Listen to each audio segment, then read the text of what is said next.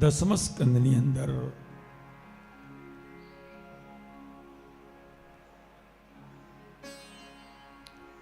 ભગવાન શ્રી કૃષ્ણની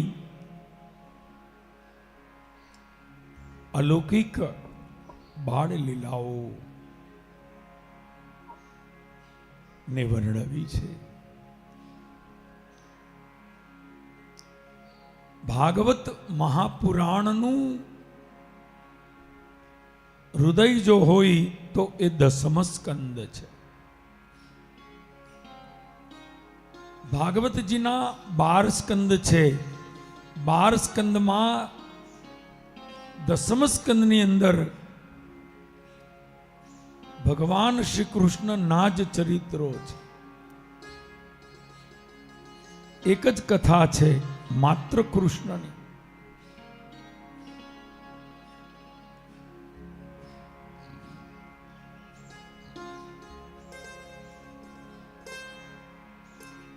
વ્યાસજીને જ્યારે વિષાદ થયો, વ્યાસજીને ક્યારે વિષાદ થયો? તમામ પુરાણો, શાસ્ત્રો, ગ્રંથો લખ્યા બદ્રીનાથની અંદર એકાંતમાં.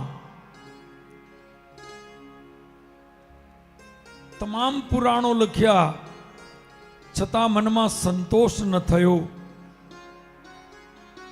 એક સર્જનનું સુખ, એક સર્જનનો સંતોષ ન મળ્યો. આપણે કોઈ પણ વસ્તુ બનાવીએ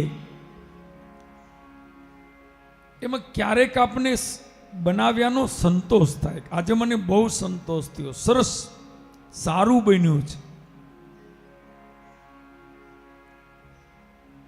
વ્યાસજીને 17 પુરાણ લખવા છતાં સંતોષ ન થયો. અસંતુષ્ટ હતા, મનમાં ઉદ્વેગ હતો. અને ત્યારે દેવર્ષિ નારદે આવીને કહ્યું કે મહારાજ, તમે બધું લખ્યું પણ હજી કૃષ્ણ કથા લખી નથી. જ્યાં સુધી કૃષ્ણ ચરિત્ર નહીં લખો, જ્યાં સુધી કૃષ્ણ કથા નહીં લખો, ત્યાં સુધી તમને સંતોષ નહીં થાય.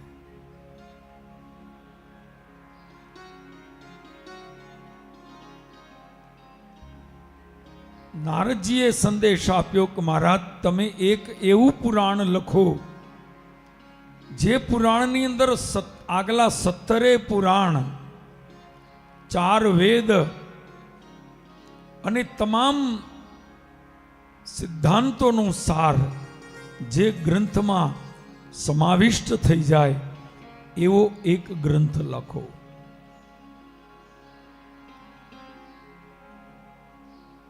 અને બધું લખ્યા પછી એમાં કૃષ્ણ કથાને પ્રાધાન્ય આપો. કૃષ્ણ ચરિત્રનો મહિમા ખૂબ વિશાળ, ભાવથી લખો.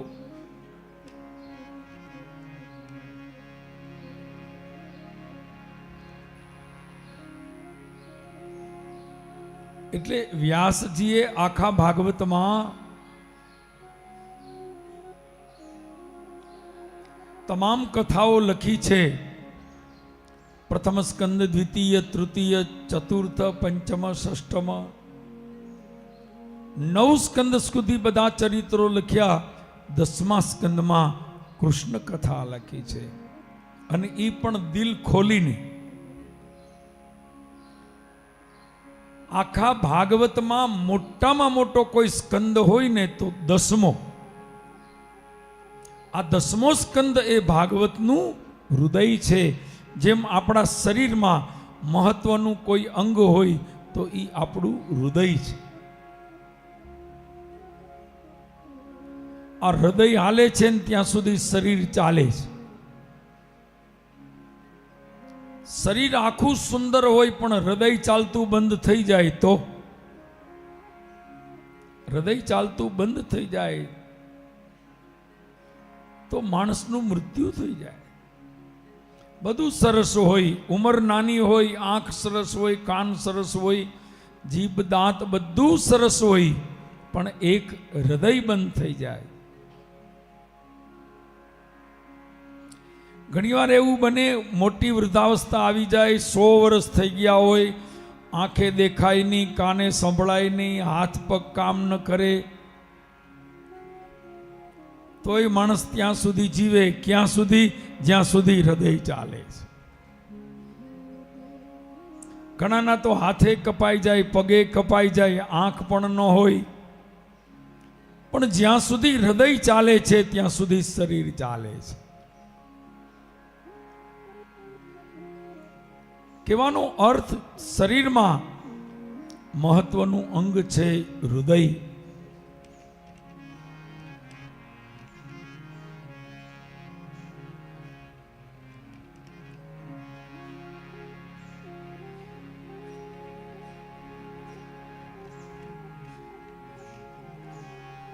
ભાગવતનું હૃદય એ 10મ સ્કંદ છે. 10મ સ્કંદમાં માત્ર કૃષ્ણની જ કથાઓ છે અને વ્યાસજીએ ખૂબ પ્રેમથી કથાઓ લખી છે. એક એક લીલાઓને એટલા સુંદર ભાવથી વર્ણવી છે. ગઈકાલે આપણે ભગવાનના બાલચરિત્રો નું શ્રવણ કરતા હતા.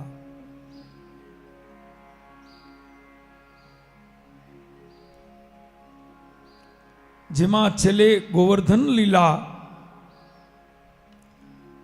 નું શ્રવણ કર્યું અને અહીંયા ગિરિરાજજીના દર્શન પણ આપણે કર્યા.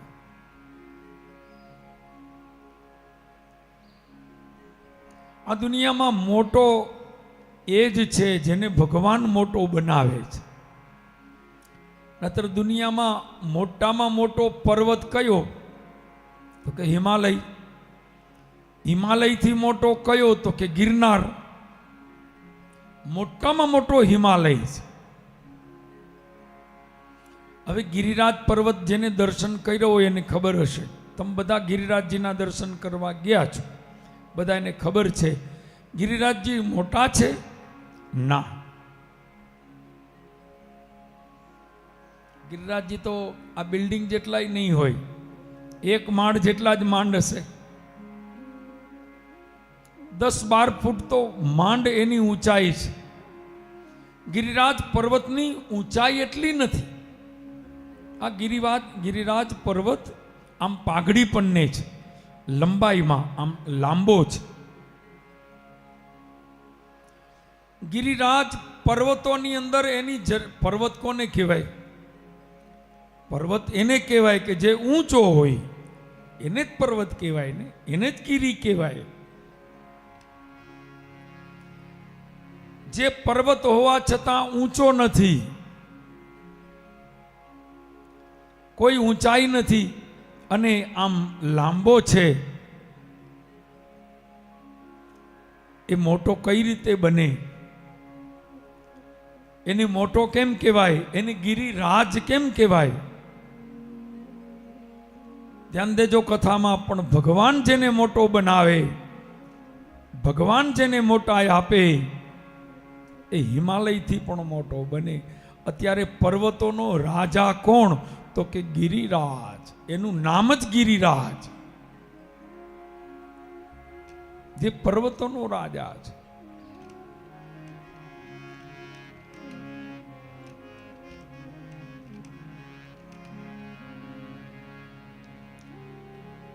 ભગવાન જેને મોટો બનાવે એ મોટો બને છે. માણસ ગમે એટલો નાનો હોય પણ ભગવાનની કૃપા થાય ને તો એ બધાથી મોટો બને છે.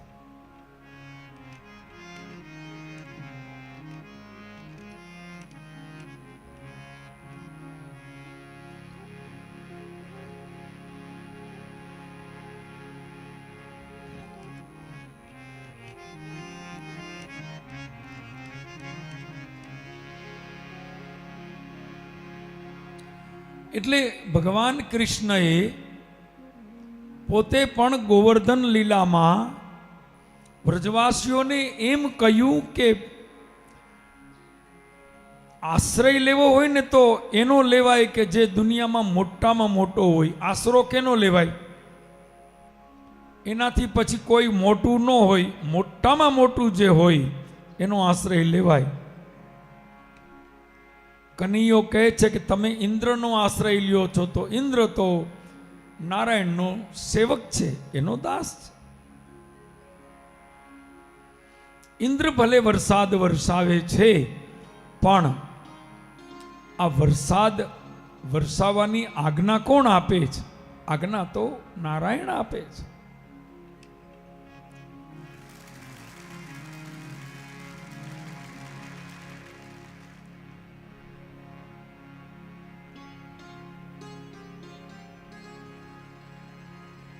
આ જગતની અંદર સર્વસત્તાધીશ એક વિષ્ણુ છે, એક નારાયણ છે, એક પરમાત્મા છે.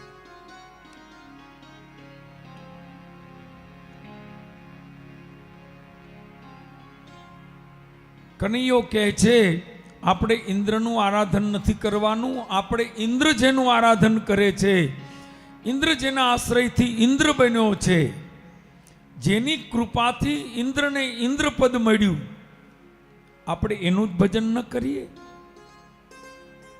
કનૈયો કહે છે તમે તો એવું કરો છો કે વૃક્ષની અંદર ડાળીએ પાણી રેડો છો અને મૂળમાં જે મૂળ છે, વૃક્ષમાં પાણી ક્યાં રેડાય? વૃક્ષમાં પાણી તો એના મૂળમાં રેડવું જોઈએ, એના થડમાં રેડવું જોઈએ. કનૈયો કહે છે તમે ડાળીમાં પાણી રેડો છો અને મૂળનો ભાવ પૂછતા નથી.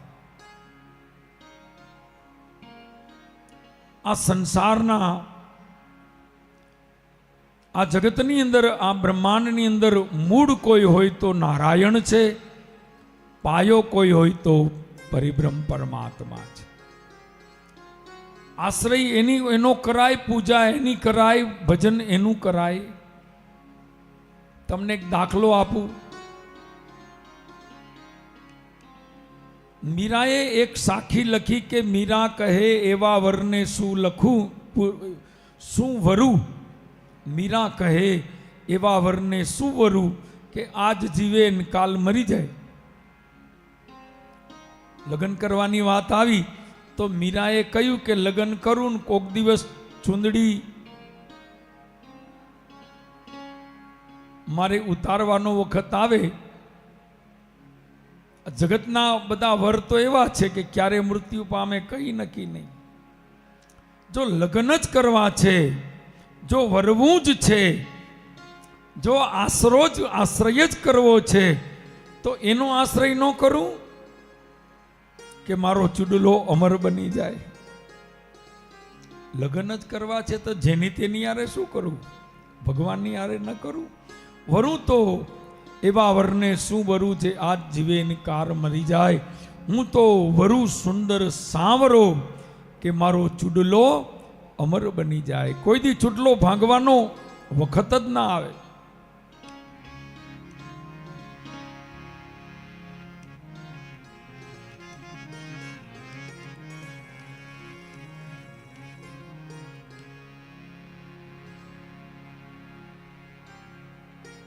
ધણી ધારીએ તો એવો ધારીએ કે એના ઉપર પછી કોઈ હોય જ નહીં, જે સર્વોચ્ચ છે, સર્વશ્રેષ્ઠ.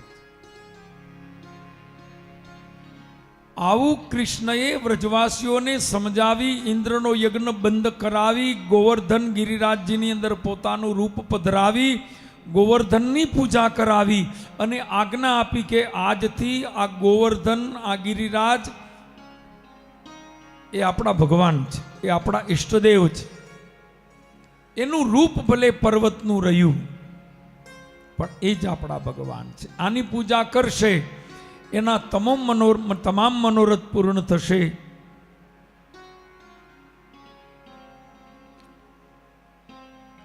એની મારી નિર્મળ ભક્તિનું વરદાન મળશે.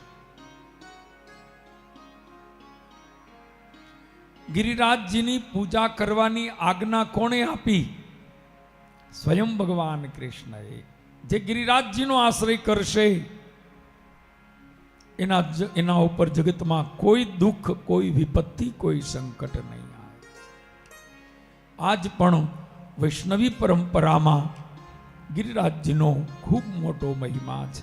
આજ પણ તમે જુઓ, વ્રજમાં ગિરિરાજજીની પરિક્રમા, એની પૂજા, એનું વંદન કેવડો મહિમા છે.